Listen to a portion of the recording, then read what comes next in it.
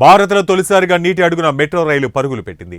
పశ్చిమ బెంగాల్ రాజధాని కోల్కతాలో నిర్మించిన తొలి అండర్ వాటర్ మెట్రో టన్నెల్ మార్గాన్ని ప్రధానమంత్రి నరేంద్ర మోడీ ప్రారంభించారు. అనంతరం విద్యార్థులతో కలిసి అందులో ప్రయాణించారు. ఎస్ప్లనేడ్ నుంచి హౌడా మైదాన్ స్టేషన్ వరకు ప్రధాని వెళ్లారు.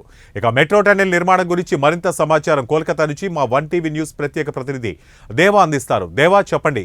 రాజ్ కుమార్, దేశంలో తొలి అండర్ రివర్ మెట్రో రైలును ప్రధాని మోడీ కోల్కతాలో ప్రారంభించారు. ఇక Kolkata east west metro corridor కింద హూగ్లీ నది దిగువన ఈ రైలు మార్గాన్ని నిర్మించారు. ఇందుకోసం 120 కోట్లు కూడా ఖర్చు చేశారు. ఇక కోల్కతా ఈస్ట్ వెస్ట్ మధ్య 16.6 కిలోమీటర్ల మేర మెట్రో రైలు మార్గాన్ని నిర్మించారు. ఇక 10.8 కిలోమీటర్ల భూగర్భంలో ఉంది. ఇక హౌడా మైదాన్ నుంచి ఎస్ప్లనేడ్ స్టేషన్ల మధ్య 4.8 కిలోమీటర్ల మేర ఉన్న లైన్లో భాగంగా 520 మీటర్ల పొడవు గల అండర్ వాటర్ మెట్రో టన్నెల్ నిర్మించారు. ఇక నదిలో ఈ దూరాన్ని మెట్రో రైలు 45 సెకండ్లలో పూర్తి చేస్తుంది.